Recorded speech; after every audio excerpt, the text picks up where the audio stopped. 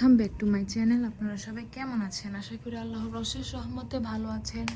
আমরাও আলহামদুলিল্লাহ ভালো আছি। হচ্ছে 10ই মহরম আর এখন বাজে রাত প্রায় 1:30টা। তো আজকে যেহেতু আমরা রোজা রাখবো এবং নামাজও পড়বো ইনশাআল্লাহ, যতটুকুন পারি ইবাদত করতে চেষ্টা করব। এতেই শুক্রবারের রাতে নামাজ পড়ার অনেক ফজিলত আছে, আপনারা সবাই জানেন। আর আজকে যেহেতু মহরম, তো সেজন্য আজকে আমরা সবাই মিলে একসাথে নামাজ আদায় করবো ইনশাআল্লাহ। তো আমি এখন শাওয়ার নিয়ে রেডি হয়ে গিয়েছি। দুপুরের দিকে শাওয়ার নিয়েছিলাম, তো এখন আবার নিয়েছি, কারণ ফ্রেশ হয়ে নামাজ পড়ার একটা আলাদাই আমার কাছে ভালো লাগে এই জিনিসটা, ভালো করে ফ্রেশ হয়ে নামাজটা আদায় করার জন্য। আমরা সবাই বরাতে এরকম করি, সবাই বরাতে আমরা সন্ধ্যার দিকে আবার একটা শাওয়ার নিয়ে তারপর নামাজ আদায় করি। আর এদিকে আমি দেখাচ্ছি অলরেডি কিন্তু রং করা স্টার্ট হয়ে গিয়েছে আলহামদুলিল্লাহ আমাদের বাড়িটা।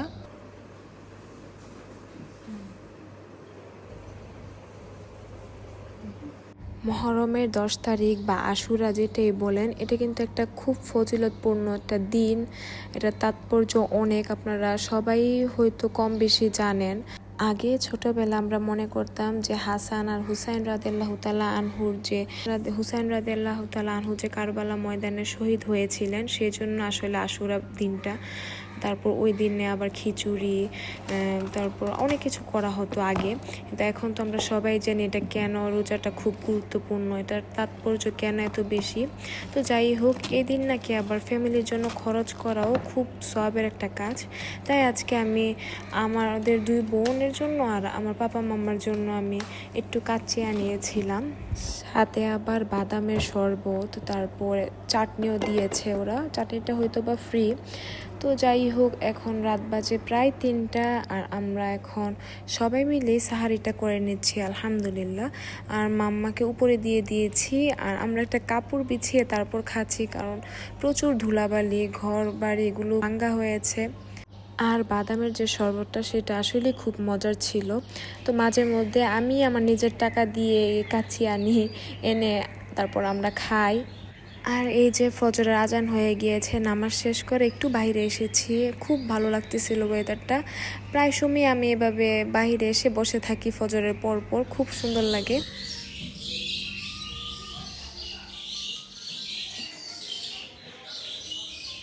এখন বাজে সকাল প্রায় 8টা আর আমি নিচে এসে একটু ইফতারের প্রিপারেশন নিচ্ছি, বেশি কিছু না।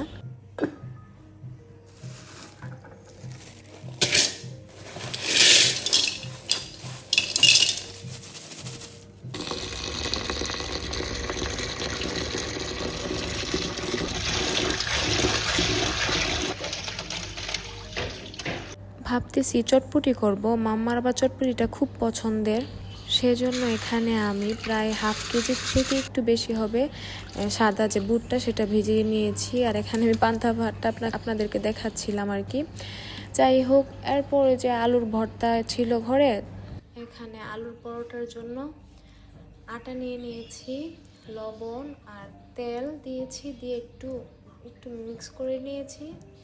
তারপর এটাকে এখন পানি দিয়ে দিব, বাস আর কিছু না। এখন পানি দিয়ে রুটির একটা ডো তৈরি করে নিব।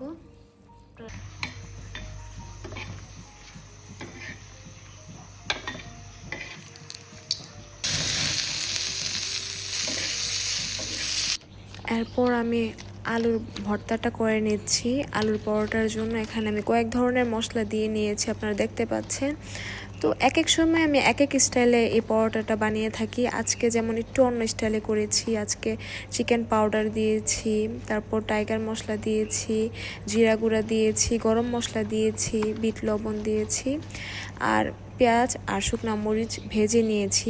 অনেক সময় আমি আবার কাঁচা মরিচ দিয়ে বা ধনেপাতা এগুলোও দেই, কিন্তু ঘরে এগুলো ছিল না তাই দিতে পারি নাই।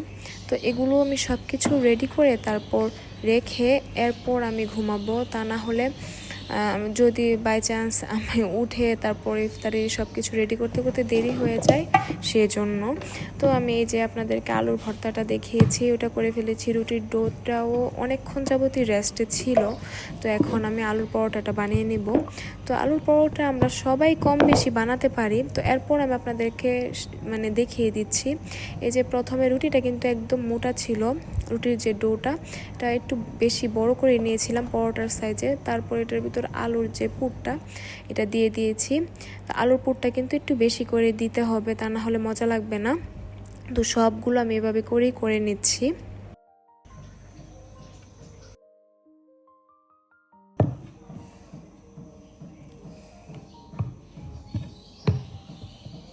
এরপর আপনারা দেখেন যে আমি এই যে পরোটার যে ডোটা সেটাকে কিভাবে হাত দিয়ে আলুটার সহ একদম ছড়িয়ে নিচ্ছি। তা না হলে কি হয়, যদি একদম ডিরেক্ট আমরা বেলে ফেলি, এটা আমি প্রায় সময় আমার ব্লগে বলি, তাহলে কিন্তু যে এক পাশে পরোটার একদম ডো কাঁচা থাকে, শুধু পরোটা লাগে, আরেক পাশে আলুর পুরটা চলে যায়।